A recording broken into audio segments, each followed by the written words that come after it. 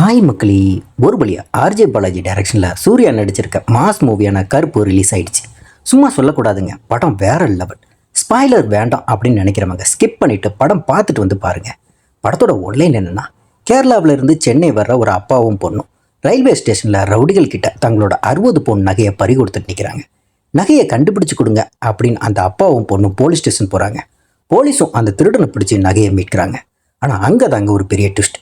மீட்கப்பட்ட நகையை அவங்க கிட்ட கொடுக்காம கோர்ட்டில் வந்து வாங்கிக்கோங்க அப்படின்னு போலீஸு கலட்டி விட்டுறாங்க.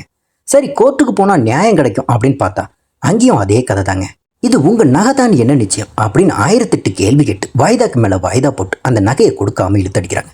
இப்படி இழுத்தடிக்கிறது வேற யாருமே இல்லைங்க, இந்த படத்தோட டைரக்டர் ஆர்ஜே பாலாஜி தாங்க. ஆனால் இங்கே தான் ஒரு ஷாக்கிங் மேட்ரே இருக்குது. அந்த கோர்ட்டையே தான் கண்ட்ரோலில் வச்சிருக்க ஆர்ஜே பாலாஜி நீதி தேடி வரவங்க கிட்ட காசு வாங்கிட்டு மோசடி செஞ்சு எல்லாத்தையுமே தான் பக்கம் திருப்பிடுவார். அவரோட இந்த தில்லாலங்கடி வேலையில தான் அந்த அப்பாவும் பொண்ணும் மாட்டிக்கிறாங்க. உண்மையை சொல்ல போனால் அந்த பொண்ணுக்கு கிட்னியில் ஒரு பெரிய பிரச்சனையே இருக்குங்க. அந்த ஆப்ரேஷனுக்காக தான் சென்னைக்கே வந்திருக்காங்க. இப்படி ஒரு நிலைமையை உருவாக்கிட்டீங்களே அப்படின்னு சொல்லி கதறிட்டு வேற வழியே இல்லாமல் அந்த கோர்ட்டு வாசலில் இருக்கிற கருப்பண்ணசாமி முன்னாடி மிளகாவை அரைச்சி தைக்கிறாங்க. இந்த பாவிங்க கிட்டே இருந்து என் நகையையும் என் பிள்ளையையும் காப்பாற்றி கொடு சாமி அப்படின்னு அந்த அப்பா வேண்டார். அடுத்த நிமிஷமே அங்கே வராரு பாருங்க நம்ம ஹீரோ. வெறும் மனுஷனா இல்லைங்க, அநியாயத்தை தட்டி கேட்குற அந்த கருப்பண்ணசாமியாவே மாறி வராரு. கேட்குறதுக்கு ஒன்லைன் ரொம்ப சிம்பிளாக தெரிஞ்சாலும் கதைக்குள்ளே போக போகத்தாங்க அதோட வீரியம் நமக்கு புரியுது. இதுக்குள்ளே அவ்வளோ எமோஷன்ஸ், அவ்வளோ திருப்பங்கள் இருக்குது. சரி, கதைக்குள்ளே போகிறதுக்கு முன்னாடி நீங்கள் இப்போ தான் நம்ம சேனலுக்கு ஃபஸ்ட் டைம் வந்தீங்கன்னா சப்ஸ்கிரைப் பண்ணிவிட்டு பக்கத்தில் இருக்க பெல் ஐக்கானை கிளிக் பண்ணிக்கோங்க. சரி வாங்க இப்போ வீடியோக்குள்ளே போகலாம்.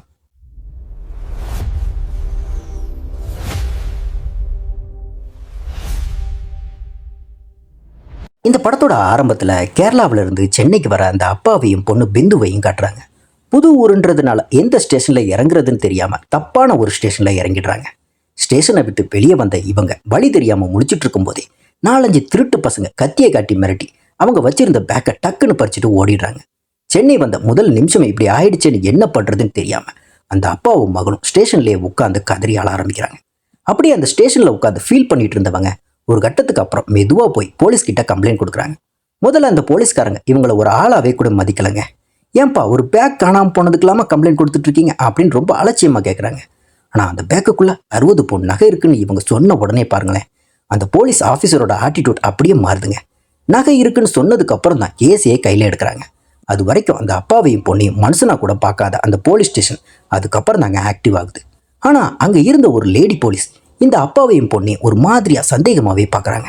அப்புறம் ஒரு வழியா சரி 60 பவுன் நகை தானே, கம்ப்ளைண்ட் எழுதி கொடுத்துட்டு கிளம்புங்க, நாங்கள் விசாரிச்சுட்டு சொல்கிறோம் அப்படின்னு ஒரு மாதிரி அலட்சியமாக அனுப்புகிறாங்க.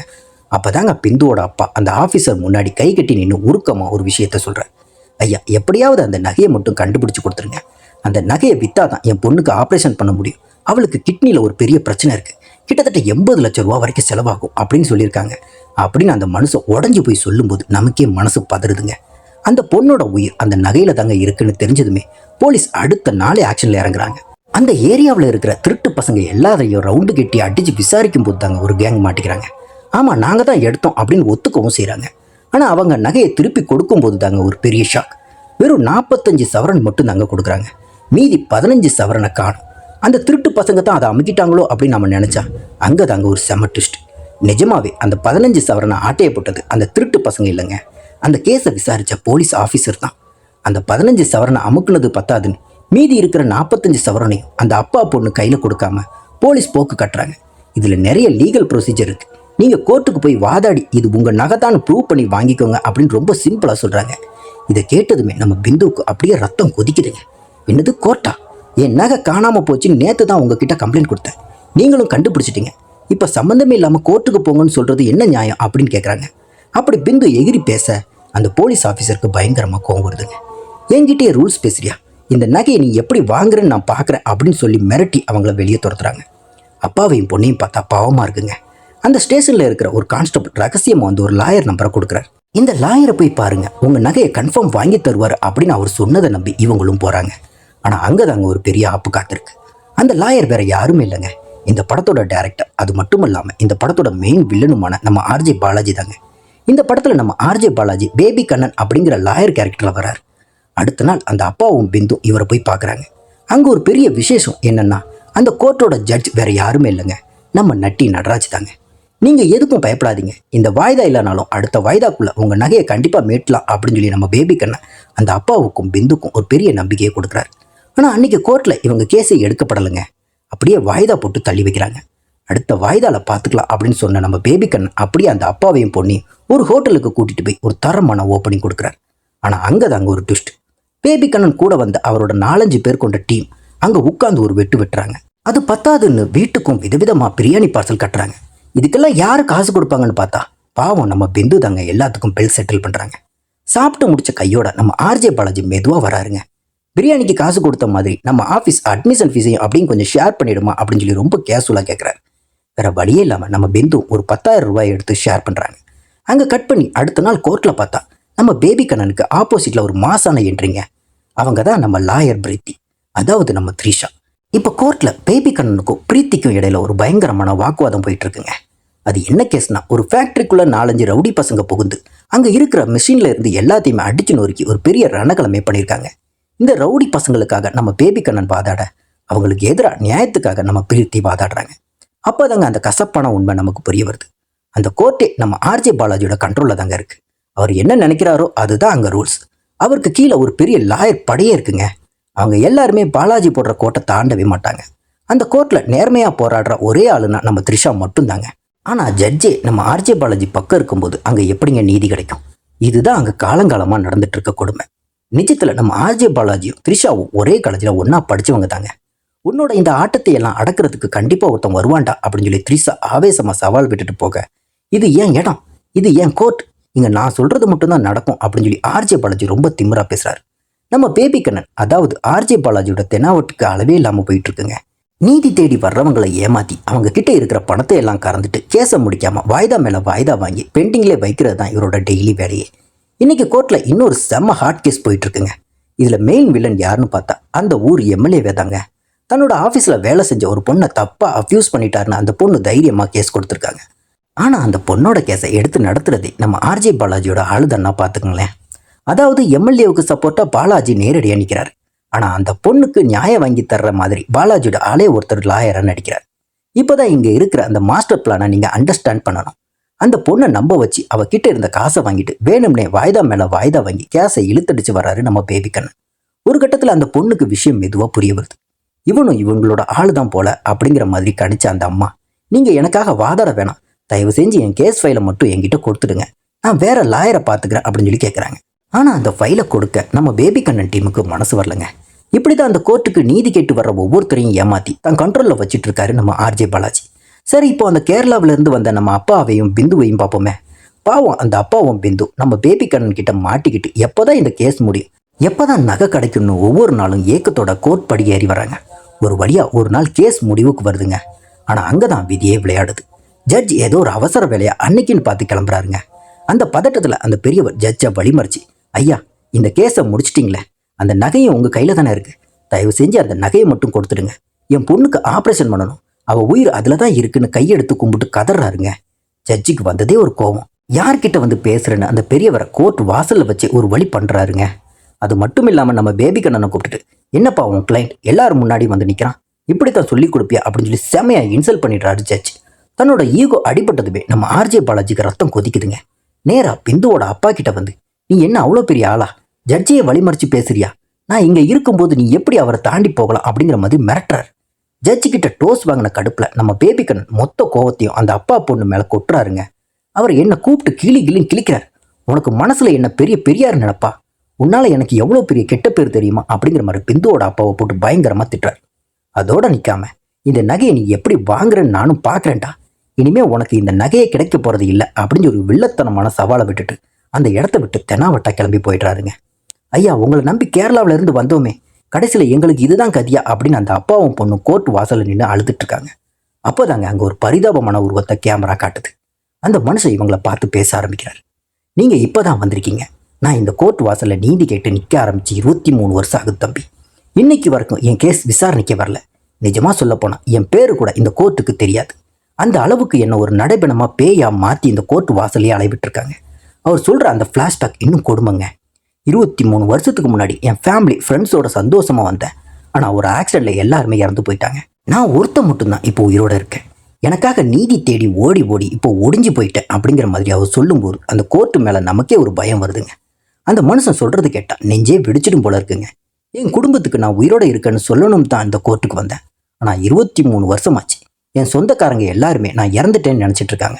எனக்கே என் பேர் என்னன்னு மறந்து போகிற அளவுக்கு இந்த கோர்ட்டு என்னை அலக்கழிச்சிருக்கு அப்படின்னு சொல்லி அவர் கண்ணீர் விடுறாருங்க. அப்படியே கேமரா கோர்ட்டு வாசலில் இருக்கிற அந்த கருப்பண்ணசாமி மேலே திரும்புதுங்க. அங்கே இருக்கிற ஒரு சாமியார் சொல்கிற அந்த வார்த்தைகள் அப்படியே அதிருதுங்க. இதுதாண்டா கருப்பண்ணசாமி. நீதி கேட்டு வந்து துரோகத்தால் கஷ்டப்படுறவங்க மனசு தாங்காமல் மிளகாவை அரைச்சி இந்த சாமி மேலே பூசி வேண்டிப்பாங்க. அப்படி வேண்டிட்டா அந்த கருப்பண்ணசாமி ரத்தத்தை குடிச்சிட்டு தான் அடங்குவார்னு ஒரு பயங்கரமான ஓப்பனிங் கொடுக்குறாரு. இந்த சாமி மேலே மிளகா அரைச்சி பூசி வேண்டிக்கிட்டா நீ கேட்ட நீதி கண்டிப்பாக கிடைக்கும், கெட்டது செஞ்சவன் அழிவான்னு அந்த சாமியார் சொல்ல, வேற வழியே இல்லாமல் பிந்துவோட அப்பா என் பொண்ணு உயிர் பழைக்கணும், அந்த நகை கிடைக்கணும்னு கருப்பண்ணசாமி நீ தான் உதவணும் அப்படின்னு சொல்லி கண்ணீரோட மிளகா அரைச்சி பூசி வேண்டிக்கிறாருங்க. அங்கே கட் பண்ண அன்னைக்கு நைட்டே அந்த ஊருக்குள்ள ஒரு பயங்கரமான வைப் ஸ்டார்ட் ஆகுது. இருட்டுக்குள்ளே இருந்து குதிரை சத்தத்தோட அந்த மிளகா நெடியோட ஒரு உருவம் வருது. அது வேற யாருமே இல்லைங்க, நம்ம சூர்யா தான். இன்னொரு பக்கம் அந்த பாவப்பட்ட மக்களோட காசை பிடுங்கிட்டு நம்ம ஆர்ஜே பாலாஜியும் அவரோட டீமும் ஒரு பாரில் செம்மையாக சரக்கடிச்சு கொண்டாடிட்டு இருக்காங்க. அப்போ தான் அவங்க ஒரு பயங்கரமான சத்தம். இருட்டை கிழிச்சுக்கிட்டு நம்ம கருப்பண்ணசாமி சூர்யா மாசா என்ட்ரி கொடுக்குறாருங்க. வந்த வேகத்தில் தப்பு செஞ்சா தட்டி கேட்க ஒருத்தர் வருவான்டான்னு சொல்கிற மாதிரி அங்கே இருக்கிற அந்த கிரிமினல் லாயர்ஸ் எல்லாத்தையுமே தூக்கி போட்டு பந்தாடுறாரு. பாரில் இருந்த ரவுடி டீமை தும்சம் பண்ணிட்டு நம்ம கருப்பண்ணசாமி சூர்யா நேராக ஆர்ஜே பாலாஜி கழுத்தை பிடிக்கிறாருங்க. நீதியை கேட்டு வர்றவங்க கிட்ட பணத்தை பிடுங்கிட்டு கோர்ட்டையே உன் பாக்கெட்டுக்குள்ளே வச்சுட்டு விளையாடுறியா, உனக்கு இதுதான் லாஸ்ட் வார்னிங். நாளைக்கு கோர்ட்டில் அந்த பாவப்பட்ட மக்களுக்கு நியாயமான நீதியை வாங்கி தரல உன் உயிர் உன் கையில் இல்லைன்னு சூர்யா ஆக்ரோஷமாக கத்த அந்த இடமே அதிருதுங்க. ஆனால் நம்ம பேபி கண்ணன் இருக்காரு, அவருக்கு அப்பவும் அந்த திமிர அடங்கலைங்க. கருப்பண்ணசாமி கெட்டப்பில் இருக்கிற நம்ம ஹீரோவை அப்படியே மேலையும் கிளையும் ஒரு லுக்கு விட்டுட்டு, எது நீ என்ன மிரட்டுறியா அப்படிங்கிற மாதிரி ரொம்ப நக்கலாக கேட்குறாரு. நீ சாமியா இருந்து என்ன வேணா பண்ணுவ, ஆனால் எங்களை மாதிரி சாதாரண மனுஷங்க என்ன பண்ணுவோம், வயிற்று பொழப்புக்கும் இந்த மாதிரி ஒரு ஆடம்பரமான வாழ்க்கைக்கும் இல்லாதவங்கிட்ட இருந்து பிடுங்கி இருக்கிறவங்களுக்கு சப்போர்ட் பண்ணி தான் நாங்கள் வாழ்வோம் அப்படின்னு ரொம்ப திமுறா பேசுகிறாருங்க. அதோட நிற்காம ஒரு பெரிய சவாலை விடுறாரு பாருங்க. நீ தான் காவ காக்கிற கருப்பண்ணசாமியாச்சே, முடிஞ்சா இந்த சாமி வேஷத்தை எல்லாம் கலட்டி போட்டுட்டு ஒரு சாதாரண மனுஷனா கோர்ட்டுக்குள்ளே வந்து நில்லு. இந்த கோர்ட்டில் என்னையும் இந்த சிஸ்டத்தையும் தாண்டி உன்னால் அந்த பெரியவருக்கு அந்த நகையை வாங்கித்தர முடியுமான்னு பார்க்கலாம் அப்படின்னு நம்ம ஹீரோவோட ஈகோவை தூண்டி விடுறாருங்க. நீ சாமியா இருக்கும்போது உனக்கு பவர் இருக்கலாம், ஆனால் அந்த பவர் எதையுமே யூஸ் பண்ணாமல் ஒரு சாதாரண மனுஷனா கோர்ட்டுக்குள்ளே வந்து நில்லு. இந்த சிஸ்டம், இந்த ரூல்ஸ், என்னோட பிளான், இது எல்லாத்தையும் தாண்டி உன்னால் அந்த நகையை வாங்கி தர முடியுமான்னு பார்க்கலாம் அப்படின்னு சொல்லி சவால் விடுறாரு. நம்ம ஹீரோ சும்மா இருப்பாருங்க. வரேண்டா, நாளைக்கு அந்த கோர்ட்டு வாசலை மிதிக்கிறேன், சாமியா இல்லை ஒரு சாதாரண மனுஷனா வந்து உண்மையான நியாயத்தையும் நீதியை நிலைநாட்டி அந்த நகையை அவங்க கிட்ட ஒப்படைக்கிறேன். அப்படி நான் செய்யலைன்னா இந்த கருப்பண்ணசாமியா நீயா நானான்னு பார்த்துடலாம் அப்படின்னு சொல்லி கண்ணில் அனல் பறக்க பேசிட்டு அங்கே இது மறைகிறார். சவால் விட்டபடி அடுத்த நாளே அந்த அமானுஷ கெட்டப்ப எல்லாமே தூக்கி ஓரம் வச்சுட்டு ஒரு சாதாரண மனுஷனா சரவணன்ற பேரில் அந்த கோர்ட்டு வாசலை மிதிக்கிறாரு நம்ம ஹீரோ சூர்யா. இன்னொரு பக்கம் நம்ம ஆர்ஜே பாலாஜி தான் சொன்ன மாதிரி இந்த கேஸை இனிமேல் நான் நடத்த மாட்டேன் அப்படின்னு சொல்லிட்டு நோட்டீஸை கொடுத்துட்டு அந்த பெரியவரை நட்டாத்தில் விட்டுட்டு நிற்கிறாருங்க. இப்போ எனக்காக யார் வாதாடுவா அப்படின்னு சொல்லி அந்த பெரியவர் கண்ணீரோட தவிச்சிட்டு இருக்கப்போ அந்த செகண்ட் நம்ம ஹீரோ சரவணன் மாசா என்ட்ரி கொடுத்துட்டு இவங்களுக்காக நான் வாதாட போகிறேன் அப்படின்னு சொல்லி அந்த கேஸ் ஃபைலை கையில் எடுக்கிறார். சரவணன் கோட் போட்டு மாசா நிற்கிறத பார்த்துட்டு ஜட்ஜிக்கே ஒரு நிமிஷம் ஷாக்குங்க. யாருப்பா நீ, உன்னை இதுவரைக்கும் இந்த கோர்ட்டில் பார்த்ததே இல்லையே அப்படின்னு சொல்லி கேட்குறாரு. என் பேர் சரவணன், லாயர் சரவணன். நம்ம ஹீரோ ரொம்ப அமைதியாக ஆனால் அழுத்தமாக பதில் சொல்கிறாருங்க. சொன்ன கையோட சரவணன் தன்னோட அதிரடியை ஆரம்பிக்கிறார். ஐயா, இந்த நகையை இவங்க தொலைச்சி 4-5 மாதம் ஆகுது. இவ்வளோ காலமாக வாய்தா மேலே வாய்தா வாங்கி ஏமாத்திட்டு இருக்கீங்களே, இவங்களுக்கு எப்போ தான் அந்த நகையை கிடைக்கும் அப்படின்னு நேருக்கு நேராக கேள்வி கேட்குறாருங்க. இதை பார்த்து ஆர்ஜே பாலாஜிக்கும் ஜட்ஜுக்கும் கோபம் தலைக்கிறதுங்க. என்னது, வந்த முதல் நாளே நீ வாதாடி அந்த நகையை வாங்கி கொடுத்துருவியா? அது வரைக்கும் எங்கள் கை என்ன பூ பறிச்சிட்டு இருக்குமா? சும்மா விடுவோமா நாங்கள் அப்படின்னு சொல்லி திமுறா சத்தம் போடுறாங்க. மரியாதையா அடுத்த வாய்தாவுக்கு வா அப்படின்னு சொல்லி எல்லாரும் முன்னாடி நம்ம ஹீரோ சரவணனை இன்ஸ்டால் பண்ணி வெளியே அனுப்புறாருங்க. வெளியே வந்த நம்ம ஹீரோவை பார்த்து ஆர்ஜே பாலாஜி நக்கலா சிரிக்கிறார். பாத்தியா சரவணா, நான் தான் அப்பவே சொன்னேன்ல, உன் நீதி நேர்மை இதெல்லாம் வச்சு இந்த கோர்ட்டில் ஒரு ஆணியம் பிடுங்க முடியாது. இந்த கோர்ட்டில் நான் வைக்கிறது தான் சட்டம். இன்னும் சொல்லப்போனால் இந்த கோர்ட்டு எனக்கு கீழே தான் இருக்குது அப்படின்னு ரொம்ப திமுறா பேசுகிறாருங்க. இங்கே தான் ஒரு பெரிய ட்விஸ்டே கொடுக்குறாங்க. நம்ம ஹீரோ சரவணன் நினச்சாருன்னா ஒரு நொடியில் அந்த நகையை மீட்டிருக்கலாம். ஆனால் அந்த பேபி கண்ணன் கிட்ட கடவுள் பவர் எதையும் யூஸ் பண்ண மாட்டேன் அப்படிங்கிற மாதிரி சத்தியம் பண்ணி கொடுத்துருக்காரு பாருங்க. அதுதான் இப்போ அவரோட கையை கட்டி போட்டிருக்கு. ஒரு பவர்ஃபுல் கருப்பண்ணசாமி இப்போ வெறும் பேப்பர் ஃபைலோட அலையிற மாதிரி ஒரு சாதாரண லாயர் சரவணனா மாறிட்டாருங்க. நம்ம ஹீரோவோட கஷ்டத்தை பார்த்துட்டு அங்கே இருக்கிற நம்ம த்ரிஷா மெதுவாக வராங்க. என்ன சார், முதல் முறையாக கோர்ட்டுக்கு வரீங்களா? இங்கே நீதி நேர்மை இதெல்லாம் வெறும் வார்த்தை தாங்க. இந்த கோர்ட்டில் காலங்காலமாக இப்படி தான் நடக்குது. இதுக்கு மேலே இங்கே எதையும் எதிர்பார்க்க முடியாது அப்படின்னு ஒரு யதார்த்தமான அட்வைஸை நம்ம ஹீரோவுக்கு கொடுக்குறாங்க. அவங்க வைக்கிறது தான் சட்டம், அவங்க போடுறது தான் ரூல்ஸ், நம்ம அவங்களுக்கு அடங்கி தான் போகணும் அப்படின்னு சொல்லிட்டு இருக்க நம்ம ஹீரோ சரவணன் ஒரு சின்ன புன்னகையோட ஒரு மாசான ஹிண்ட் கொடுக்குறாரு. நீ நினைக்கிற மாதிரி நான் வெறும் வக்கீல் சரவணன் இல்லை, நான் வேற அப்படின்னு சொல்லிட்டு கண்ணிமிக்கிற நேரத்தில் த்ரிஷாவை மட்டும் ஒரு மர்மமான உலகத்துக்குள்ளே கூட்டிகிட்டு போகிறாரு நம்ம ஹீரோ. அங்கே நேற்று நைட்டு ஆர்ஜே பாலாஜிக்கும் அந்த ரவுடி டீமுக்கும் கருப்பணசாமியா அவர் கொடுத்த அந்த மரண அடியை அப்படியே ஒரு விஷுவலாக த்ரிஷாவுக்கு காட்டுறாரு. உண்மையை தெரிஞ்சுக்கிட்ட த்ரிஷாவுக்கு கைகால் எல்லாம் நடுங்க ஆரம்பிச்சிருச்சு. என் பக்கத்தில் நிற்கிறது அந்த கருப்பணசாமி தானா அப்படின்னு மிரண்டு போய் பார்க்குறாங்க. ஆனால் நம்ம ஹீரோ சரவணன் ரொம்ப கூலா, இப்போதைக்கு நான் அந்த கருப்பணசாமி இல்லை, சரவணங்கிற ஒரு சாதாரண வக்கீல் தான், ஏன்னா நான் அப்படி ஒரு சத்தியம் பண்ணியிருக்கேன் அப்படிங்கிற மாதிரி சொல்கிறேன். த்ரிஷாவும் மெதுவாக தேறி வந்து, சரி நீங்கள் வக்கீலோ இல்லை சாமியோ, முடிஞ்ச அந்த பாவப்பட்ட மனுஷங்களுக்கு ஒரு நீதியை வாங்கி கொடுங்க அப்படின்னு ஒரு நம்பிக்கையோடு கேட்குறாங்க. அங்கே கட் பண்ண அடுத்த வாய்தா நாள் வருதுங்க. நம்ம ஹீரோ சரவணன் பிந்துவையும் அவங்க அப்பாவையும் கூட்டிகிட்டு ஒரு சிங்க மாட்டம் கோர்ட்டுக்குள்ளே வராரு. அந்த பழைய கேஸ் ஃபைல் எல்லாம் இப்போ சரவணன் கையிலங்க. வாதம் ஆரம்பிக்குது. சரவணனோட ஒவ்வொரு வார்த்தையும் அனல் பறக்குதுங்க. விஷயம் சாதகமாக முடிய போகுதுன்னு நினச்ச நேரத்தில் தாங்க அந்த வில்லன் ஜட்ஜும் ஆர்ஜே பாலாஜியும் சேர்ந்து ஒரு பயங்கரமான ஸ்கெட்ச் போடுறாங்க. இன்னைக்கு நகையை தந்துடுறோம் அப்படின்னு சொல்லி ஆசையை காட்டிட்டு ஒரு சின்ன விஷயத்தை பெருசு பண்ணுறாங்க. நம்ம பிந்து போட்டுட்டு வந்த ட்ரெஸ்ஸை காரணம் காட்டி, நீ கோர்ட்டுக்கு டீசெண்டாக வரல, இது நீதிமன்ற அவமதிப்புன்னு சொல்லி அவங்கள மொத்தமாக இன்சல்ட் பண்ணுறாங்க. அதோடு நிற்காம கேள்வி கேட்ட பிந்துவை எதிர்த்து பேசுறியா அப்படின்னு சொல்லி மிரட்டி அந்த பாவப்பட்ட பொண்ணுக்கு ஒரு நாள் முழுக்க ஜெயில் தண்டனை கொடுத்து உள்ள தள்ளுறாங்க. அநியாயமாக ஜெயிலில் தள்ளப்பட்ட நம்ம பிந்து அங்கே இருக்கிற கொடுமை தாங்க முடியாமல் ரத்தமாக வாமிட் எடுத்து மயங்கி விழுந்துடுறாங்க. ஏற்கனவே டாக்டர் வார்னிங் கொடுத்த மாதிரி அந்த ரத்த வாமிட் அவங்க உயிருக்கே ஆபத்தாக முடிஞ்சிருது. உடனே துடிதுடிச்சு போய் ஹாஸ்பிட்டலில் அட்மிட் பண்ணால் அங்கே இருக்கிற டாக்டர்ஸ் இன்னும் பெரிய ஷாக் கொடுக்குறாங்க. இவங்க கண்டிஷன் ரொம்ப சீரியஸாக இருக்குது, இன்னும் 24 மணி நேரத்துக்குள்ளே ஆப்ரேஷன் பண்ணியாகணும், அப்படி பண்ணலைன்னா உங்கள் பொண்ணை காப்பாற்றுறது கஷ்டம்னு சொல்லிடுறாங்க. கையில் காசு இல்லை, நகை கோர்ட்டில் சிக்கியிருக்கு, பொண்ணு உயிருக்கு போராடிட்டு இருக்கா. அந்த அப்பா அப்படியே நில குழஞ்சி போய் நிற்கிறாருங்க. நேரம் கம்மியாக இருக்குன்னு தெரிஞ்சதும் நம்ம த்ரிஷாவும் லாயர் சரவணனும் அன்னைக்கு நைட்டே ஜட்ஜோட வீட்டுக்கு ஓடுறாங்க. ஐயா, அந்த பொண்ணு எமர்ஜென்சி வார்டில் உயிருக்கு போராடுறா, அந்த நகை கிடைச்சாதான் பணத்தை ஏற்பாடு பண்ணி ஆப்ரேஷன் பண்ண முடியும், தயவு செஞ்சு அப்ரூவல் கொடுங்க அப்படின்னு சொல்லி கெஞ்சி கேட்குறாங்க. ஆனால் அங்கே தாங்க அந்த கொடுமை நடக்குது. ஜட்ஜ் கொஞ்சம் கூட மனசாட்சியே இல்லாமல், உனக்கு வாய்தாவும் தர முடியாது, அப்ரூவலும் தர முடியாது, அந்த நகையும் வராதுன்னு கத்துறாருங்க. அப்போ அங்கேயே இருக்கிற நம்ம ஆர்ஜே பாலாஜி நட்டியும் சேர்ந்து நம்ம ஹீரோவை பார்த்து நக்கலா சிரிக்கிறாங்க. சாமியாக இருந்தா என்ன, மனுஷனாக இருந்தா என்ன, இந்த சிஸ்டத்தை மீறி உன்னால் ஒன்றுமே பண்ண முடியாதுன்னு சொல்லி நம்ம ஹீரோவையும் த்ரிஷாவையும் அங்கேருந்து கழுத்தை பிடிச்சி வெளியே தள்ளாத குறையா அவமானப்படுத்தி அனுப்புகிறாங்க. ஜட்ஜும் அந்த டீமும் அவமானப்படுத்தி அனுப்புனாலும் நம்ம ஹீரோ சரவணன் அசரலைங்க.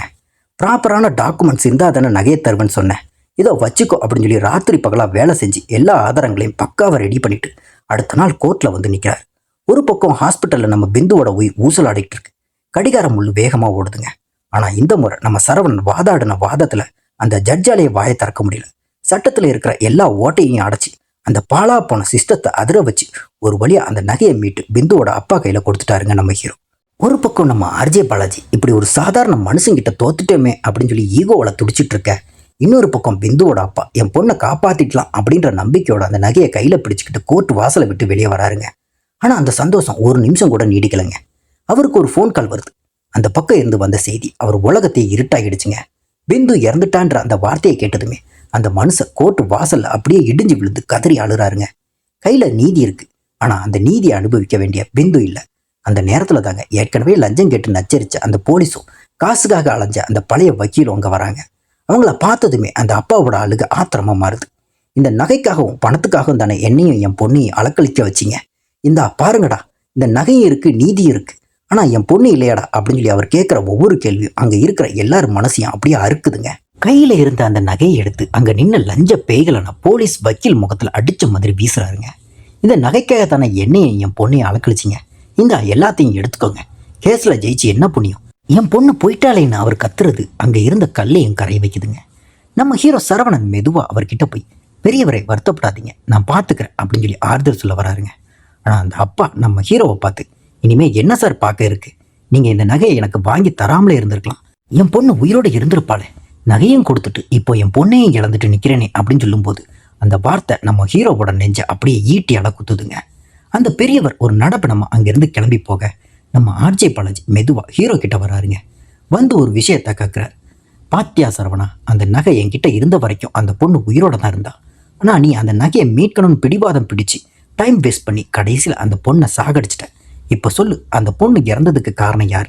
நீ தான். இந்த மரணம் உன் கணக்கில் தான் வரும். இல்லை அந்த கருப்பண்ணசாமி கணக்கில் தான் வரும் அப்படின்னு சொல்லி ஹீரோவோட மனசாட்சியை கொள்றாருங்க. இதை கேட்டதுமே நம்ம ஹீரோ சூர்யா அப்படியே இடிஞ்சு போய் அங்கேயே உட்காந்துட்டார். சட்டப்படி ஜெயிச்சும் ஒரு உயிரை காப்பாற்ற முடியல, வில்லன் சொல்றதும் ஒரு விதத்துல உண்மைதானோ அப்படின்ற குற்ற உணர்ச்சி அவரை ஆட்டி படைக்குது. நம்ம த்ரிஷா இதை பார்த்துட்டு துடிச்சு போறாங்க.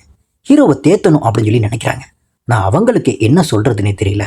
சாமியா இருந்தா என்ன, மனுஷனா இருந்தா என்ன, இந்த சிஸ்டம் ஒரு நல்லவனை எப்படி குற்றவாளியா மாத்துது பாருன்னு த்ரிஷா கலங்கி போய் நிற்கிறாங்க. நம்ம த்ரிஷா என்னதான் ஆறுதல் சொன்னாலும் ஹீரோ சரவணனால அதை ஏத்துக்க முடியல. சத்தியத்தை காப்பாற்ற போய் ஒரு அப்பாவோட நம்பிக்கையும் ஒரு பொண்ணோட உயிரையும் விட்டுட்டேனே அப்படின்னு சொல்லி ஒரு குற்ற உணர்ச்சியில அப்படியே அந்த இடத்துல முடங்கி போயிருக்காருங்க. இன்னொரு பக்கம் அந்த எம்எல்ஏ மேல கேஸ் போட்ட அம்மா இருக்காங்கல்ல, அவங்க நம்ம ஆர்ஜே பாலாஜி கிட்ட போய், சாமி தயவு செஞ்சு என் கேஸ் ஃபைலை என்கிட்ட திருப்பி தந்துடுங்க, நான் வேற யாரையாவது வச்சு வாதாடி என் பையனுக்கு நீதி வாங்கி தந்துடுறேன் அப்படின்னு சொல்லி கெஞ்சி கேட்குறாங்க. ஒரு வழியா அந்த பாவி கிட்ட இருந்து ஃபைலை வாங்கிக்கிட்டு அந்த பிரியாணி கடை ஓரமா நின்று அந்த அம்மா கலங்கிட்டு இருக்காங்க. அப்போதான் அந்த பெரிய ட்விஸ்ட் நடக்குங்க. இந்த அவன் கேஸ் ஃபைல் நான் தரமாட்டேன்னு சொல்லலை, ஆனால் இந்த கோர்ட்டில் இருக்கிற யாராவது ஒரு லாயராவது உன் பக்கம் நிற்கணும்ல. இப்போ இந்த ஃபைலை நான் தரையில் போடுறேன், உனக்காக வாதாட ஒரு ஆள் முன் வந்து இதை எடுத்தா நீ ஃபைலோட போயிட்டே இருக்கலாம். அப்படி யாரும் வரலன்னா நீ கேஸை வாபஸ் வாங்கிட்டு நான் சொல்றதை தான் கேட்கணும் அப்படின்னு சொல்லி ஒரு கேவலமான சவாலை படுறாருங்க. அந்த அம்மாவும் வேற வழியே இல்லாமல் கண்ணீரோட அந்த ஃபைலை தூக்கிட்டு அங்கே இருக்கிற ஒவ்வொரு லாயர்கிட்டையும் ஓடுறாங்க. ஐயா என் பையன் சாவுக்கு நீதி வேணும், எனக்காக ஒரு முறை வாதாடுங்க அப்படின்னு சொல்லி கெஞ்சுறாங்க. ஆனால் அந்த ஆர்ஜே பாலாஜியோட அதிகாரத்துக்கு பயந்து ஒவ்வொருத்தரும் முகத்தை திருப்பிக்கிட்டு போறாங்க.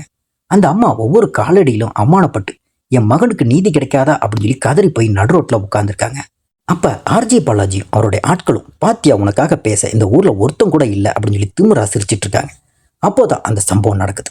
ஒரு சிங்கத்தோட கர்ஜனை மாதிரி நம்ம ஹீரோ சரவணன் மெதுவாக நடந்து வந்து அந்த அம்மா முன்னாடி நிற்கிறார். தரையில் கிடந்த அந்த ஃபைலை எடுக்கிறார். இந்த கேஸை நான் நடத்துறேன், இவங்களுக்காக நான் வாதாடுறேன் அப்படின்னு சொல்லி ஒரு இடி முழக்கத்தோட சொல்றார். இதை பார்த்ததுமே அங்கே இருந்த ரவுடி பசங்களுக்கும் மற்ற வக்கீல்களுக்கும் அப்படியே ஷாக் அடித்த மாதிரி ஆயிடுச்சு. யாரா இவன் பேபி கண்ணன் போட்ட கோட்டையே தாண்டி அவர் கீழே போட்ட ஃபைலை எடுக்கிறானே, இவனுக்கு எவ்வளோ தைரியம் இருந்தால் எங்கள் அண்ணன் முன்னாடி வந்து நிற்பான்னு மிரண்டு போய் பார்க்குறாங்க. அந்த இடத்துல நம்ம ஹீரோவோட ஆக்ரோஷத்தை பார்த்து ரவுடி கும்பலே மிரண்டு போயிடுச்சுங்க. எங்கள் அண்ணன் பேபி கண்ணன் கிட்டேயே உன் வேலையை காட்டுறியா அப்படின்னு சொல்லி கேட்டவங்களுக்கு ஒரு சரியான பதிலியை கொடுத்துட்டு அங்கேருந்து கிளம்புறாரு. ஆனால் அடுத்த நாள் கோர்ட்டில் ஒரு ஆச்சரியங்க.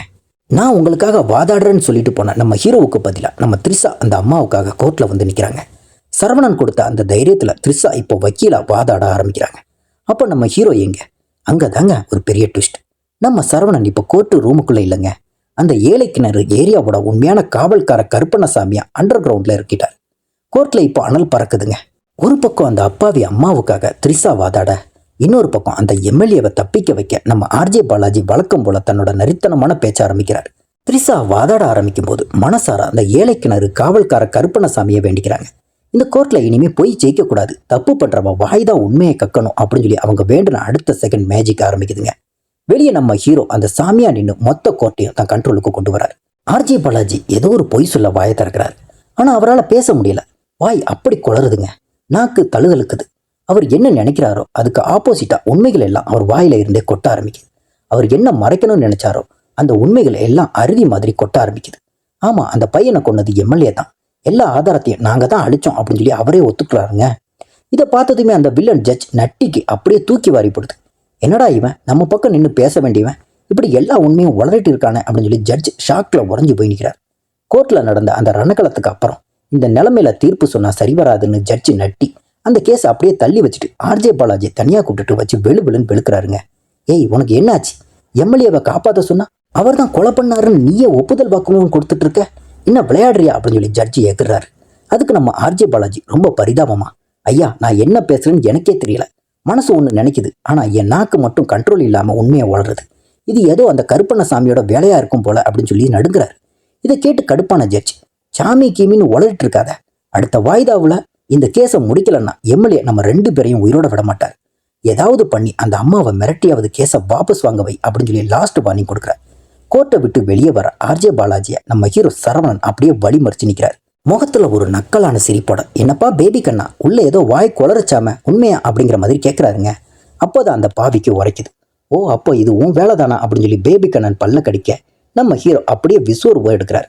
ஆமாடா, இது வரைக்கும் இந்த கோர்ட்டை உன் கையில வச்சுக்கிட்டு அதிகார திமிரில என்ன நாட்டம் போட்ட, ஆனா இனிமே இந்த கோர்ட் ஏன் கண்ட்ரோல்ல இருக்கும், நீ ஒருத்தனை விட மாட்டேன், இந்த மண்ணுல தப்பு பண்ண விட மாட்டேன், ஒரு சின்ன பொய் கூட இந்த கோர்ட்டு வாசலை தாண்ட முடியாது, இது வரைக்கும் நீங்க ஆடுனது போதும், இனிமே நான் அடிக்க போற அடி ஒவ்வொன்று இடி மாதிரி இருக்கும், செம அடி காத்துட்டு இருக்கா உனக்கு அப்படிங்கிற மாதிரி நம்ம ஹீரோ சூர்யா அந்த இடத்துல ஒரு பயங்கரமான வார்னிங் கொடுக்குறாரு.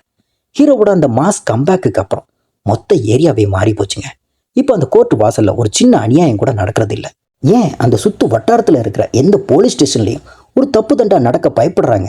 ஏன்னா மேலே இருக்கிறவன் பார்த்துட்டு இருக்கானோ இல்லையோ, கீழே இருந்த கருப்பண்ணசாமி பார்த்துட்டு இருக்கான்னு எல்லாருக்குமே ஒரு நடுக்கும்.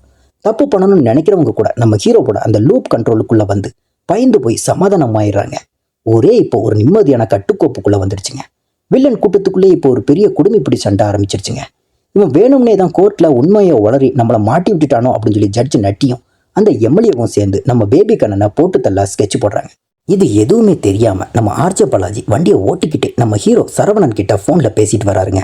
அப்ப நம்ம ஹீரோ ஒரு க்ளூ கொடுக்குறாரு பாருங்க. அங்கதான் நிக்கிறாரு கருப்பண்ணசாமி. டேய் பேபி கண்ணா, தப்பு பண்றதை இதோட நிறுத்திக்கும். அப்புறம் முக்கியமான ஒரு விஷயம், வண்டி ஓட்டும் போது போன் பேசாத, அது பெரிய தப்பு. மீறி பேசிக்கிட்டே போனா நடக்கக்கூடாதது எல்லாம் நடக்கும் அப்படின்னு சொல்லி ஒரு மரண வார்னிங் கொடுக்குறாரு. ஹீரோ போன்ல சொன்ன அந்த வார்னிங் அடுத்த செகண்டே படிச்சிருச்சுங்க. எம்எல்ஏ அனுப்புன அந்த லாரி ஆர்ஜே பாலாஜியோட காரை அப்படியே அடிச்சு தூக்குது. ஆனா அங்கதான் அந்த கருப்பண்ணசாமியோட அந்த மாய லூப் ஆரம்பமாகுது. ஆர்ஜே பாலாஜி தட்டு தடுமாறி அந்த கோர்ட் வாசலுக்கு வெளியே வராருங்க. அங்க நின்றுட்டு இருக்க எம்எல்ஏவோட அடியாட்கள் எங்களுக்கே ஆப்பு வைப்பியா அப்படின்னு சொல்லி பேபி கண்ணனை போட்டு மிதின்னு மிதிக்கிறாங்க. மரண அடி, ரத்தம் தெரிக்குதுங்க. அடி தாங்க முடியாம தப்பிச்சு ஓடி அந்த கோர்ட் வாசலுக்குள்ள நுழைறாரு. அங்க சீன் அப்படியே மாறுதுங்க. இவரை போட்டு அடிச்ச அதே ஆளுங்க, அண்ணே இங்க ரத்தம்னே, நம்ம எல்லாம் ஒரே குடும்பம்னே அப்படின்னு சொல்லி பாசத்தை கொட்டுறாங்க. என்னடா இது விசித்திரம்னு குழம்பி போய் அந்த ஆச்சரியத்துல மெதுவா மறுபடி கோர்ட் வாசலை தாண்டி வெளியே வராருங்க. அவ்வளோதான், மறுபடி அதே ஆளுங்க அருவாளோட பாயிறாங்க. இன்னொரு பக்கம் அடுத்த வாய்தா வருதுங்க.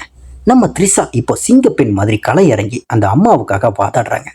அந்த கருப்பண்ணசாமியோட அருளாசி இருக்கிறதுனால இப்போ அந்த ஜட்ஜ் நினைச்சாலும் தீர்ப்பை மாற்ற முடியல. கேஸ் முழுசா அந்த அம்மாவுக்கு சாதகமான நகர ஆரம்பிச்சிருக்கு. கோர்ட்ல நடக்கிற அந்த விசித்திரமான சம்பவங்களை பார்த்ததுமே ஜட்ஜ் நட்டிக்கும் அந்த எம்எல்ஏவுக்கும் இப்போ விஷயம் மெதுவாக புரிய ஆரம்பிக்குது. இது ஏதோ ஒரு சாதாரண லாயர் வேலை இல்லை, அந்த ஏழை கிணறு காவல்கார கருப்பண்ணசாமியோட வேலை தான் அப்படின்னு சொல்லி புரிஞ்சுக்கிட்டு ரெண்டு பேருக்கும் மரண பயம் வந்துருச்சுங்க. நட்டியும் அந்த எம்எல்ஏ கிட்ட சொல்றாரு பாருங்க, இங்க பாருங்க, இதுக்கு ஒரே வழிதான் இருக்கு. நாம இந்த ஊரை விட்டு ஓடி போயிடலாம். மற்ற சாமியா இருந்தா கூட இங்கிலீஷ் பேசி காலில் விழுந்து பிரார்த்தனை பண்ணி தப்பிச்சிடலாம். ஆனா இந்த கருப்பண்ணசாமி ரொம்ப டேஞ்சர். இவர் கையில இருக்கிற அந்த வீச்சருவாளுக்கு பயப்படாம இருக்க முடியாது. இவர் கண்ணுல மண்ணை தூவிட்டு நம்ம இங்க இருக்க முடியாது அப்படின்னு சொல்லி அங்கிருந்து எஸ்கேப் ஆக முடிவு பண்றாருங்க. ஆனா நம்ம ஆர்ஜே பாலாஜி இருக்காரு, அவருக்குள்ள அந்த ஈகோ தலை தூக்குதுங்க. இந்த கோட்டையை என் விரல் நுனியில ஆட்டி வச்சவனா இன்னைக்கு ஒருத்தன் வந்து என் கண்ட்ரோலை மொத்தமா குலைக்கிறதா, என்னால இதை ஏத்துக்கவே முடியாது அப்படின்னு சொல்லி வெறியாகிறாருங்க. ஒரே கருப்பண்ணசாமிக்கு பயந்தாலும் இவருக்கு மட்டும் அந்த சரவணன் மேல இருக்கிற காண்டு குறையலைங்க. நம்ம ஆர்ஜே பாலாஜி இப்போ ஒரு சைக்கோ லெவலுக்கு போயிட்டாருங்க. அந்த நட்டி ஓடி போக பார்த்தா இவர் அவரோட கதையை முடிச்சிட்டாருங்க. அதுவும் எப்படி தெரியுமாங்க, இந்த கோர்ட் கட்டிடம் ரொம்ப பழசு, மேலே இருக்கிற ஃபேன் கூட ஒழுங்கா ஓடாதுன்னு காலங்காலமா எல்லாரும் சொல்றதே தனக்கு சாதகமாயிட்டார். கோர்ட் கட்டிடம் இடிஞ்சு விழுந்த மாதிரி ஒரு செட்டப் பண்ணி அந்த இடிபாடுகளுக்குள்ள நம்ம ஜட்ஜ் நட்டியை வச்சு ஒரு பெரிய சம்பவத்தை பண்ணிட்டாருங்க. ஊருக்கண்ணுல இது ஒரு விபத்து மாதிரி தெரிஞ்சாலும் ஆனா உண்மை என்னவோ பேபி கண்ணனோட இது பக்காவான பிளானுங்க. ஜட்ஜே இறந்துட்டாரு, கோர்ட்டும் இடிஞ்சு கிடக்குது. இதுக்கப்புறம் இங்க யாரு வந்து வாதாட போறாங்க, அப்படியே யாராவது வந்தாலும் உயிருக்கு பயந்து இந்த பக்கம் தலை வச்சு கூட படுக்க மாட்டாங்க அப்படின்னு ஒரு வஞ்சகமான சிரிப்போட நிற்கிறாருங்க பேபி கண்ணன். கோர்ட் இடிஞ்சு விழுந்ததை காரணமாக காட்டி இந்த இடம் பாதுகாப்பானது இல்லை அப்படின்னு சொல்லி கோர்ட்டையே ஊருக்கு ஒதுக்குப்புறமா இருக்கிற ஒரு இடத்துக்கு மாற்றிட்டாருங்க. அங்கே பார்த்தீங்கன்னா ஒரு பிரம்மாண்டமான பேலஸ் மாதிரி ஒரு புது கோர்ட்டையே ரெடி பண்ணி நிற்கிறாரு. இதெல்லாம் எதுக்கு தெரியுமா, அந்த பழைய கோர்ட் வாசல்ல தான் நம்ம ஹீரோ கருப்பண்ணசாமியா காவல் காத்துட்டு இருக்காரு. அங்கே எவனும் தப்பு பண்ண முடியல. இப்போ அந்த எல்லையை தாண்டி மொத்த செட்டப்பையும் தான் கைக்குள்ளே கொண்டு வந்துட்டாருங்க பேபி கண்ணன். கூடவே ஒரு புது ஜட்ஜையும் வர வச்சு அவரை விலைக்கு வாங்கி கேஸை அப்படியே அமைக்கிடலாம் அப்படின்னு சொல்லி கனவு கண்டார். எம்எல்ஏவும் கெத்தா கோர்ட்டுக்குள்ளே வராருங்க. ஆனால் அங்கே தான் அந்த இடி மாதிரி ஒரு ட்விஸ்ட் கொடுக்குறாங்க. கேஸ் ஆரம்பித்த கொஞ்ச நேரத்திலே அந்த புது ஜட்ஜ் வாயாலே இந்த கொலையில் முதல் குற்றவாளி எம்எல்ஏ தான் அப்படின்னு சொல்லி முத்திர குத்தப்படுது. ஆர்ஜே பாலாஜிக்கு அப்படியே தலை சுத்திடுச்சு. என்னடா இது, எங்கேயும் நம்ம பிளான் சொதப்புதே அப்படின்னு சொல்லி பார்த்தா அங்கே தான் நம்ம ஹீரோவோட அந்த மாசு உண்மை தெரிய வருது. பேபி கண்ணன் நினைச்சது தப்பு. கருப்பண்ணசாமிங்கிறது அந்த பழைய கட்டிடத்துக்கு மட்டும் காவல் இல்லை, அது இந்த மண்ணோட அடையாளம். பேபி கண்ணன் போட்ட கணக்கு இப்போ தபடி பொடி ஆயிடுச்சுங்க. அவர் என்ன நினைச்சார் தெரியுமா, பழைய இடத்துல வெறும் கருப்பன் தான் இருந்தார், இங்க அந்த பயம் இருக்காதுன்னு நினைச்சார். ஆனா அந்த புது பேலஸ் கோர்ட் வாசல் இப்ப சங்கிலி கருப்பன் விஸ்வரூபம் எடுத்து நிக்கிறாருங்க. அந்த புது கோர்ட் வாசல்ல சங்கிலி கருப்பனோட சிலையை வச்ச அடுத்த செகண்ட் அந்த மொத்த இடமும் அவரோட கண்ட்ரோலுக்கு வந்துருச்சு. சங்கிலி சத்தம் காத்துல கேட்கும் போதே அநீதி செஞ்சவங்களுக்கு உடம்பு நடுங்க ஆரம்பிச்சிருச்சு. சங்கிலி கருப்பன் சத்தம் கோர்ட்ல இப்போ பாலமா கேட்டுடுச்சு. நம்ம த்ரிஷாவோட நேர்மையான வாதத்துக்கு முன்னாடி அந்த எம்எல்ஏவோட அதிகாரம் தவிடு பொடி ஆயிடுச்சு. அந்த புது ஜட்ஜ் மாசான ஒரு தீர்ப்பை கொடுத்துட்டாரு. எம்எல்ஏ தான் குற்றவாளின்னு முத்திர குத்தி அவருக்கு 3 வருஷம் ஜெயில் தண்டனை விதிச்சது மட்டும் இல்லாமல் அந்த பாதிக்கப்பட்ட அம்மாவுக்கு 75 லட்சம் ரூபாய் பணத்தை நஷ்ட ஈடாக கொடுக்கணும்னு ஆர்டர் போட்டு கேஸை முடிச்சிட்டாரு. அந்த அம்மா கண்ணில் இப்போ ஒரு நிம்மதி. ஆனால் ஒரு பக்கம் நம்ம ஆர்ஜே பாலாஜிக்கு கோபம் தலைக்கு ஏறுதுங்க. என் கோட்டைக்குள்ளேயே வந்து எனக்கே ஆப்பு வச்சிட்டிங்களா அப்படின்னு சொல்லி வெறியாகிறார். இதுக்கு ஒரு முடிவு கட்டாமல் விடமாட்டேன் அப்படின்னு சொல்லி மனசுக்குள்ள ஒரு வஞ்சகமான திட்டத்தை போடுறாருங்க. சட்டம் ஜெயிச்ச சந்தோஷத்தில் அந்த புது கோர்ட்டில் ஒரு முக்கியமான மீட்டிங் போயிட்டு இருக்குங்க. நம்ம த்ரிஷா, அந்த ஜட்ஜ், அப்புறம் கோர்ட் மெம்பர்ஸ் எல்லாருமே ஒன்று கூடி இனிமே இந்த ஏரியாவில் எந்த தப்பும் நடக்கக்கூடாது, அப்படியே நடந்தாலும் அதை நேர்மையாக ஹேண்டில் பண்ணணும் அப்படின்னு சொல்லி ஒரு சபதம் எடுக்கிறாங்க. ஆனால் அங்கே தாங்க அந்த வில்லன் பேபி கண்ணன் ஒரு பயங்கரமான என்ட்ரி கொடுக்குறாரு. கூடவே ஒரு பெரிய அடியாட்கள் பட்டாளங்க. டேய், கோர்ட்டு வாசலில் நிற்கிற அந்த சிலையில தான் கருப்பண்ணசாமி இருக்காருன்னு பயந்தீங்க. ஆனால் இப்போ நாம இருக்கிறது கோர்ட்டுக்குள்ள. இங்கே கூடவா அந்த சாமி வரப்போறாரு? இங்கே நான் தான் சாமி, நான் தான் சட்டம் அப்படின்னு சொல்லி கர்ஜிக்கிறார். அடுத்த நிமிஷமே ரணகலம் ஆரம்பமாகுது. அடிச்சு துவம்சம் பண்ணுங்கடா அப்படின்னு சொல்லி பேபி கண்ணன் உத்தரவிட அடியாட்கள் அங்கே இருக்கிற மொத்த பேரையும் போட்டு தாக்க ஆரம்பிக்கிறாங்க. த்ரிஷா ஜட்ஜின்னு பார்க்காம எல்லாரையுமே அடிச்சு நொறுக்குறாங்க. கோர்ட் ரூமே இப்போ போர்க்களம் மாதிரி ஆயிடுச்சுங்க. இது வரைக்கும் நான் சின்ன சின்ன தப்பு தான் பண்ணிட்டு இருந்தேன். ஆனால் இப்போ முதல் முறையாக ஒரு கொலை செய்ய போறேன் அப்படின்னு சொல்லி வெறியோட கத்துறாரு. சொல்லிக்கிட்டே தன்னோட துப்பாக்கி எடுத்து நம்ம த்ரிஷாவை நோக்கி சுட போறாருங்க. மொத்த கோர்ட்டும் அப்படியே உறைஞ்சி போய் நிற்கிது. ஆனால் அங்கே தாங்க அந்த சிங்கம் என்ட்ரி கொடுக்குது. ஓங்கி அடிச்சா 1.5 டன் வெயிட்டுடா அப்படிங்கிற மாதிரி அதே அதிரடி சரவடியோட நம்ம போலீஸ் ஆஃபீஸர் துரைசிங்கம் உள்ள வராரு. அந்த துப்பாக்கி தொட்டா த்ரிஷாவை தீண்டுறதுக்கு முன்னாடி மின்னல் வேகத்தில் வந்து பொதுமக்களை காப்பாற்றி பேபி கண்ணனையும் அவரோட அடியாட்களையும் போட்டு வெளுன்னு வெளுக்கிறாருங்க. துரைசிங்கத்தோட ஒவ்வொரு அடியும் இடி மாதிரி விழுது. அப்போதான் அங்கே ஒரு பெரிய மிராக்கிள் நடக்குதுங்க. கோர்ட்டுக்குள்ள ஒரு விசித்திரமான சத்தம். அது அந்த சங்கிலி கருப்பனோட ஆக்ரோஷமான சத்தம். காந்தாரா ஸ்டைலில் ஒரு தெய்வீக வேகம் அந்த இடத்துல பரவுது. அந்த சங்கிலி கருப்பனோட சிலை இப்போ சிலையா இல்லைங்க, அது ஒரு விஸ்வரூபமாக மாறி கோர்ட்டுக்குள்ளே இறங்குது. காந்தாரா கிளைமேக்ஸில் எப்படி அந்த தெய்வீக ஆட்டம் இருந்ததோ அதே ஆக்ரோஷத்தோட நம்ம கருப்பண்ணசாமி இப்போ ருத்ரதாண்டம் ஆடுறார். அந்த சங்கிலி சத்தம் கலக் கலக்குன்னு கேட்கும்போது பேபி கண்ணனோட அடியாட்கள் ஒருத்தர் கூட மிஞ்சலைங்க. ஒவ்வொரு அடியும் பெரிய பிளாஸ்ட் மாதிரி இருக்கு. கருப்பண்ணசாமியோட அந்த ஆக்ரோஷமான ஆட்டத்தில் அநியாயம் பண்ண அத்தனை பேரும் காவு வாங்கப்படுறாங்க. அந்த இடமே ஒரு தெய்வீக போர்க்களமாக மாறிடுச்சு. ஒட்டுமொத்த ஊர் மக்கள் முன்னாடி நம்ம சங்கிலி கருப்பண்ணசாமி அந்த அதர்மத்தின் உருவமான பேபி கண்ணனோட தலையை துண்டிச்சு ஒரு பெரிய தீர்ப்பையே எழுதிட்டாருங்க. நீதிக்காக போராடுற ஒரு சின்ன உயிரா இருந்தாலும் அவனை காக்க இந்த கருப்பன் ஓடி வருவான்னு அந்த சங்கிலி சத்தம் ஊர் முழுக்க எதிரொலிக்குது. படம் ஒரு ஆழமான கருத்தோட முடியுதுங்க. நம்ம என்னதான் கஷ்டம்னு கடவுள்கிட்ட போனாலும் நமக்கு நீதி கிடைக்கணும்னா அது அந்த கோர்ட்டு வாசல் மூலமாக தான் நடக்கணும். அப்படிப்பட்ட புனிதமான இடத்துல அநீதிக்கு இடமே இருக்கக்கூடாதுன்னு ரொம்ப எமோஷனலாக சொல்லியிருக்காங்க. கிளைமேக்ஸில் ஒரு பெரிய நீதி கிடைச்சாலும் அங்கே தாங்க ஒரு ஷாக்கிங் ட்விஸ்ட்டாக வச்சுருக்காங்க. கோர்ட்டில் மட்டும்தான் நீதி கெட்டு போயிருக்கான்னு பார்த்தா அதை விட மோசமாக அரசியலில் நீதி செத்து கிடக்குன்னு சொல்லி கேமராவை அப்படியே அந்த பாராளுமன்றத்தை நோக்கி காட்டுறாங்க. மக்கள் நிம்மதியாக வாழணுமா இல்லை இந்த அநியாயத்துக்குள்ளே சிக்கி தவிக்கணுமா அப்படின்னு ஒரு பெரிய கேள்விக்குறியாங்க நிற்கிது. அப்போதாங்க அந்த மாஸ் என்ட்ரி. நம்ம எல்கேஜி எல்லாத்தையும் தாண்டி இப்போ யூகேஜியாக மாறி ஒருத்தர் வராருங்க. அவர் வேற யாருமே இல்லைங்க, அதே ஆர்ஜே பாலாஜி தான். ஆனால் இப்போ அவர் சிட்டிங் சிஎம். மக்களுக்கு எந்த நல்லதும் நடக்கக்கூடாதுன்னு கங்கணம் கட்டிகிட்டு இருக்க அதே யூகேஜி சிஎம்மோட முகத்தை ஸ்க்ரீனில் காட்டும்போது தியேட்டரே அதிருதுங்க. அங்கே ஒரு சின்ன இடத்துல தப்பு பண்ண பேபி கண்ணனுக்கே அந்த சங்கிலி கருப்பன் சாவை கொடுத்தாருன்னா இப்போ மொத்த நாட்டையும் ஆட்டி படைக்கிற இந்த சிஎம்ஐ எப்படி வேட்டையாட போகிறாரு அப்படிங்கிற அந்த மாஸ் லீடோட பார்ட் 1 முடியுது. மொத்தத்தில் இந்த கருப்பு படம் ஒரு கம்ப்ளீட் பேக்கேஜுங்க. லாஜிக்கெல்லாம் தள்ளி வச்சுட்டு அந்த சங்கிலி கருப்பனோட பவரையும் சூர்யாவோட மாசையும் மட்டும் பார்த்தா இது ஒரு ஃபென்டாஸ்டிக் சினிமா எக்ஸ்பீரியன்ஸுங்க.